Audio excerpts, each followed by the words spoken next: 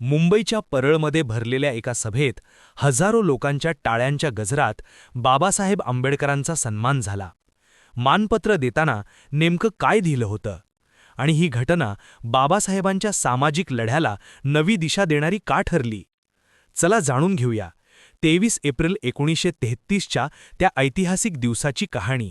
भारताच्या सामाजिक इतिहासात डॉक्टर बाबासाहेब आंबेडकर यांचे कार्य केवळ राजकीय नेतृत्वापुरते मर्यादित नव्हते, तर ते एका व्यापक सामाजिक परिवर्तनाचे प्रतीक होते. दलित, वंचित आणि शोषित समाजाच्या हक्कांसाठी त्यांनी आयुष्यभर संघर्ष केला. या संघर्षाची दखल घेत समाजातील अनेक घटकांनी वेळोवेळी त्यांचा सन्मान केला.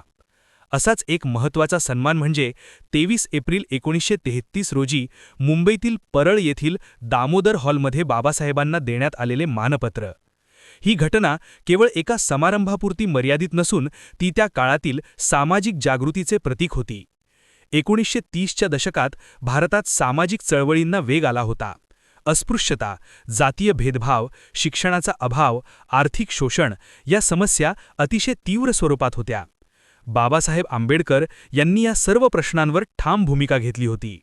त्यांनी केवळ भाषणे दिली नाहीत, तर संघटना उभारल्या, सत्याग्रह केले, कायदेशीर लढे उभे केले आणि दलित समाजाला स्वाभिमानाची जाणीव करून दिली. महाड सत्याग्रह, काळाराम मंदिर प्रवेश आंदोलन, गोलमेज परिषदांमधील सहभाग आणि पुणे करार यामुळे ते संपूर्ण देशात चर्चेचा विषय झाले होते. याच काळात त्यांच्या कार्याबद्दल कृतज्ञता व्यक्त करण्यासाठी विविध संस्था आणि समाज घटक पुढे येत होते. मुंबई ही त्या काळी सामाजिक आणि राजकीय हालचालींचे केंद्र होती. परळ परिसरात कामगार वर्ग, दलित समाज आणि जागृत नागरिक मोठ्या प्रमाणात राहत होते. दामोदर हॉल हे सभांसाठी प्रसिद्ध ठिकाण होते.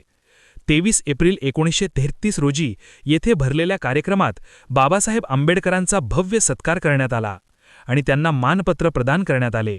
या कार्यक्रमाला विविध समाज घटकांचे प्रतिनिधी, कार्यकर्ते, विद्यार्थी, कामगार आणि सामान्य नागरिक मोठ्या संख्येने उपस्थित होते. बाबासाहेबांच्या विचारांचा प्रभाव किती व्यापक झाला होता याचे हे जिवंत उदाहरण होते. मानपत्र देण्यामागील मुख्य उद्देश म्हणजे बाबासाहेबांच्या सामाजिक, शैक्षणिक आणि राजकीय कार्याचा गौरव करणे आणि त्यांच्या संघर्षाला नैतिक बळ देणे. त्या काळात दलित समाजावर होत असलेला अन्याय समाजाच्या मुख्य प्रवाहात आणून त्यावर चर्चा घडवून आणणे हे अत्यंत धाडसी कार्य होते आणि बाबासाहेब ते निर्भयपणे करत होते. मानपत्रामध्ये बाबासाहेबांच्या कार्याचा उल्लेख अत्यंत आदराने करण्यात आला होता. त्यांनी अस्पृश्य समाजाला शिक्षणाकडे वळवले, स्वाभिमानाची जाणीव दिली, कायद्याच्या माध्यमातून हक्क मिळवून देण्याचा मार्ग दाखवला आणि समाजात जागृती निर्माण केली. या सर्व गोष्टींचा गौरव करण्यात आला होता. बाबासाहेबांना केवळ नेता म्हणून नव्हे, तर समाजाचे खरे मार्गदर्शक म्हणून पाहिले जात होते हे या मानपत्रातून स्पष्ट होते. या सत्कार समारंभाचा बाबासाहेबांच्या जीवनावरही विशेष परिणाम झाला. त्यांना हे जाणवले की त्यांचा संघर्ष केवळ दलित समाजापुरता मर्यादित राहिलेला नाही, तर समाजातील जागृत घटक त्यांच्यासोबत उभे राहू लागले आहेत. अशा कार्यक्रमांमुळे बाबासाहेबांच्या विचारांना अधिक व्यापक व्यासपीठ मिळाले. त्यांनी आपल्या भाषणातून नेहमीच शिक्षण, संघटन आणि संघर्ष या 3 गोष्टींवर भर दिला. या कार्यक्रमातही त्यांनी उपस्थितांना समाज परिवर्तनासाठी एकत्र येण्याचे आवाहन केले होते. 1933 हे वर्ष बाबासाहेबांच्या कार्यात महत्त्वाचे होते. एकीकडे गांधीजींसोबत येरवडा जेलमध्ये भेटी आणि चर्चांचा काळ सुरू होता, तर दुसरीकडे देशभरात त्यांच्या कार्याची दखल घेतली जात होती. दामोदर हॉलमधील मानपत्र हा त्याच प्रक्रियेचा एक महत्त्वाचा भाग होता. या घटनेमुळे बाबासाहेबांचा आत्मविश्वास अधिक बळकट झाला आणि त्यांच्या चळवळीला नवसंजीवनी मिळाली. या कार्यक्रमाचे सामाजिक महत्त्व खूप मोठे होते. त्या काळात दलित समाजाला सार्वजनिक पातळीवर सन्मान देणे ही सामान्य गोष्ट नव्हती. अनेक ठिकाणी दलितांना सभागृहात बसण्याची सुद्धा परवानगी नव्हती. अशा परिस्थितीत बाबासाहेबांचा भव्य सत्कार होणे आणि मानपत्र देणे ही गोष्ट सामाजिक मानसिकतेत बदल घडत असल्याचे लक्षण होते.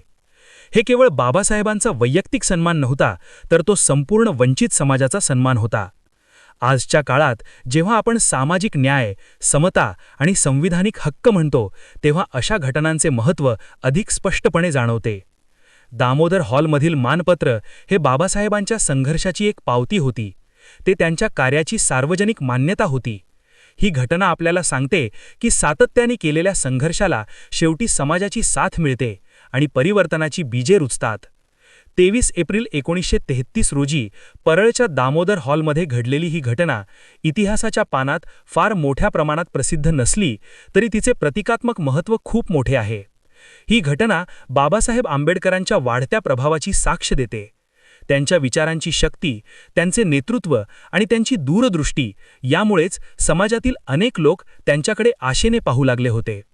आजच्या पिढीने अशा घटनांकडे केवळ माहिती म्हणून न पाहता प्रेरणा म्हणून पाहिले पाहिजे. बाबासाहेबांचा सन्मान करणाऱ्या त्या मानपत्रामागे एक मोठा संघर्ष, असंख्य वेदना आणि समाज परिवर्तनाची तीव्र इच्छा दडलेली होती.